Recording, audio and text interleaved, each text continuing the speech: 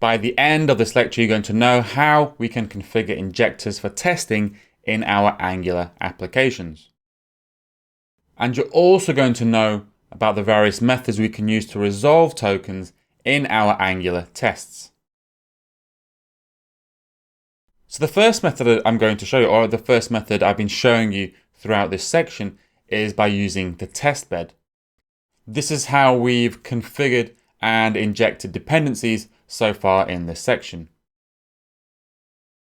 So the test bed acts as a dummy Angular module, and using it we can configure it with a set of providers, just by adding the providers to the providers property, exactly the same way as we would do with a normal Angular module.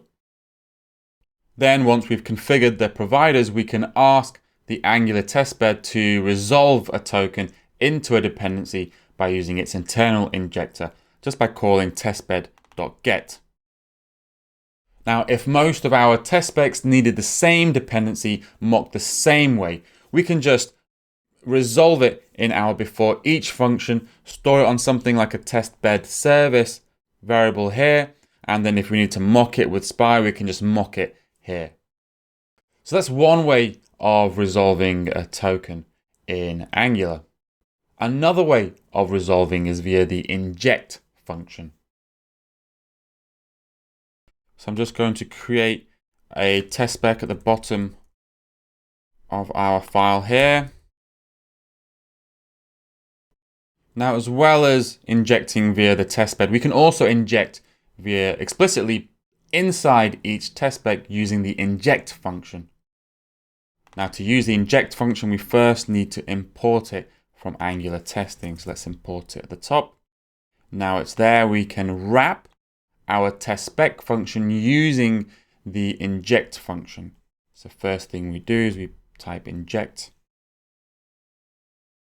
The first parameter to the inject function is a list of the tokens that we want to pass in as an array. So we're actually going to pass in the auth service, but pass it in as an array element.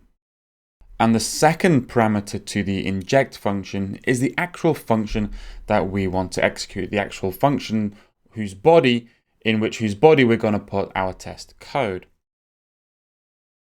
And the first parameter to this function is going to be our injected auth service. I'm just going to call it inject service. And then inside this function body is where we place our test code. Now what we're going to test here, well basically the inject function here is going to use the same injector that is configured on the testbed, the global injector. So essentially it's going to return the same testbed service that we get from the testbed.get method above. And let's just make sure that's the case by testing for it. So now I just need to add an expect. So what do I expect? I expect the inject service, and I expect it to be, which does a strict equalities check, so essentially to be equal to the testbed service here. So both of these instances are going to be exactly the same instance. And now if I run this, there we go, we can now see that the test passes and that both of these instances are in fact exactly the same instance. So why would we use the inject function? Well, number one, it makes it clear what dependencies each test spec function uses. So it's very, very clear that this test spec function requires an instance of the auth service. And then another reason to use the inject function is that if for the tests which we're going to write in this test spec, if we need to kind of create some custom spies or mocks for our instance of inject service, which is only going to be useful for this test spec, well, then we may just inject our own instance into our test spec rather than reuse an instance that we put in the before each function, because this is only useful when we're going to be using this same instance for each of our test specs. If we needed a custom instance just for our test spec, we may just inject our own and then mock it ourselves. Now, eventually, this method of using inject will turn into a decorator which we're going to use like so.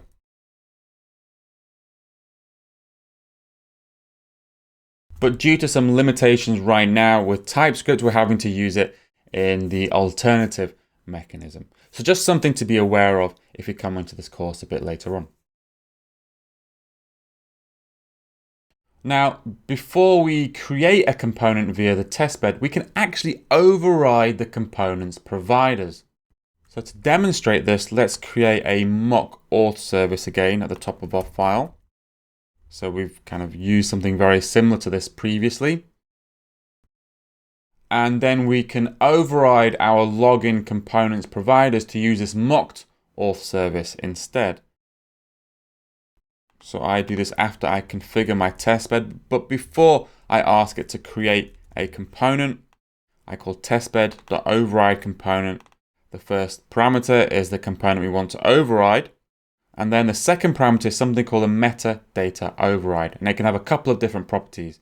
It can have set, add, and remove. So by using set, we are completely removing and swapping out the providers that I provide here on our login component. If we used add, then we would be adding to the list of providers that I've already have in my login component with the providers that I'm putting in the array here. But we're just going to use set because we just want to completely replace our providers in our login component with the one I've provided here. So what am I doing? I'm basically in the providers, I'm providing auth service, but I'm using the class mock auth service. So when we inject auth service into login component, we're actually going to be injecting an instance of mock auth service instead. So now our component has been configured with its own providers. It will therefore have a child injector as well. Now, when the component is created, since it has its own injector, it will now resolve the auth service itself and not forward the request to its parent testbed injector. And if we wanted to get the same instance of a dependency that was passed to the component constructor, we need to resolve using the component injector. And we can do that through the component fixture.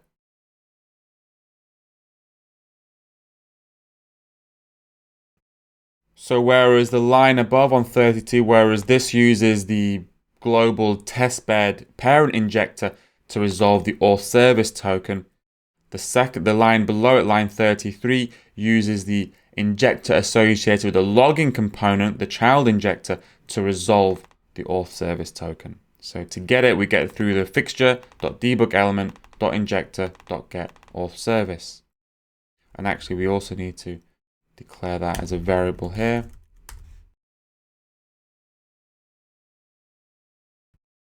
And then I can add another test spec at the bottom. Clean this up. And this test spec is checking to make sure that the component service is an instance of mock auth service, because we've overridden the providers on our login component, so the auth service uses the mock auth service. So now if I run this, there we go. So now both of those test specs are now passing.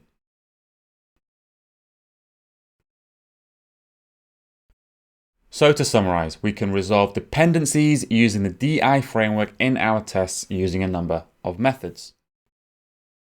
So the first method we can use is to resolve using the test bed itself, usually in the before each function. And then we can store the resolved dependencies on variables for use in our test specs.